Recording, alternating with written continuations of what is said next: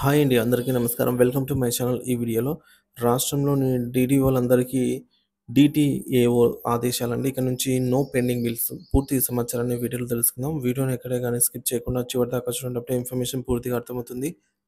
Video చూస్తున్న ప్రతి ఒక్కరు వీడియోకైతే లైక్ చేయండి ఫ్రెండ్స్. వీడియోని తోటి ఉద్యోగ ప్రయత్నం మిత్రులతో అయితే షేర్ చేయండి.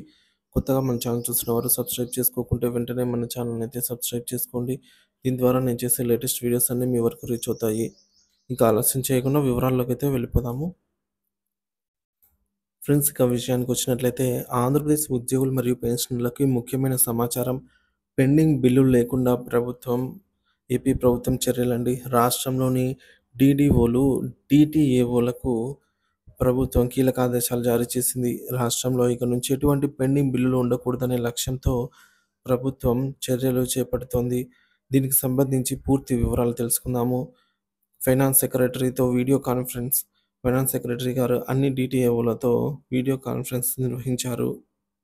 ఈ సందర్భంగా పెండింగ్ బిల్లుల సమస్యలపై చర్చించారు. పెండింగ్ బిల్లులను తగ్గించేందుకు తీసుకోవాల్సిన చర్యలపై దిశానిర్దేశం చేశారు. డీడీఓలకు ఆదేశాలు.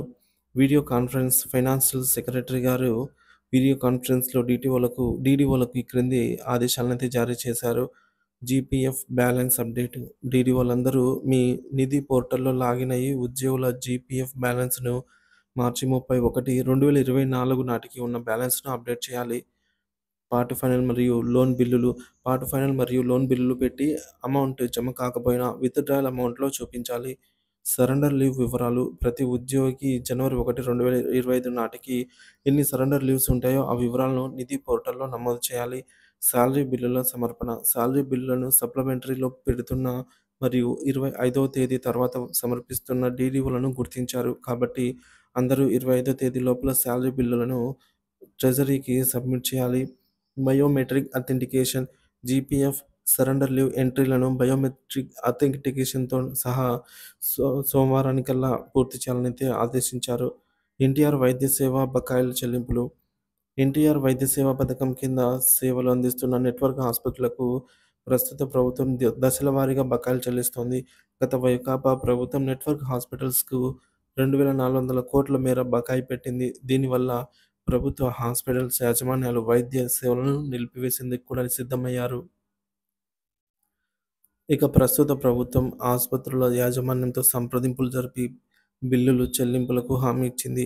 గత ప్రభుత్వ హయాంలోని బకాయిలు మరియు ప్రస్తుత ప్రభుత్వం ఏర్పాటైన తర్వాత అందించిన వైద్య సేవలకు సంబంధించిన బకాయిలు కలిపి సుమారుగా 1,400 కోట్లను ప్రభుత్వం ఇటీవల విడుదల చేసింది. దీనిలో జిల్లాలో 85 ఆసుపత్రులకు సుమారుగా 80 కోట్ల మేర వచ్చినట్లు తెలుస్తోంది. మిగిలిన మొత్తాన్ని కూడా కొద్ది రోజుల్లో చెల్లించేందుకు ప్రభుత్వ ఆసుపత్రుల యాజమాన్యాలకు కూడా హామీ ఇచ్చినట్టు సమాచారం. ఎన్టీఆర్ వైద్య సేవ పథకంలో మార్పులు. ఎన్టీఆర్ వైద్య సేవ పథకంలో కొన్ని మార్పులు తీసుకురావాలని ప్రభుత్వం యోచిస్తోంది. ఇన్సూరెన్స్ విధానం అమలు చేస్తే ఎలా ఉంటుంది అనే దానిపై ప్రస్తుతం చర్చలు జరుగుతున్నాయి. ఇన్సూరెన్స్ కంపెనీలకు ప్రీమియం ప్రభుత్వమే చెల్లిస్తుంది. పాలసీదారులు ఎవరైనా ఆసుపత్రిలో చేరితే నేరుగా ఆయా ఇన్సూరెన్స్ కంపెనీలే హాస్పిటల్స్‌కు మొత్తాన్ని చెల్లిస్తాయి. ఈ విధానం ద్వారా ఉద్యోగ పెన్షనర్లు రోగుల నుంచి చెల్లించే అమౌంట్ ప్రభుత్వానికి చేరకుండా ఇన్సూరెన్స్ కంపెనీలకే చేరుతుంది. దీనివల్ల డైరెక్ట్‌గా ఇన్సూరెన్స్ కంపెనీలే హాస్పిటల్స్‌కు అమౌంట్‌ని చెల్లించి నాణ్యమైన సేవలను అందిస్తాయని భావిస్తున్నారు. అంతేకాకుండా పెండింగ్ బిల్లుల సమస్య కూడా ఉండదు అని ప్రభుత్వం అయితే యోచిస్తోంది.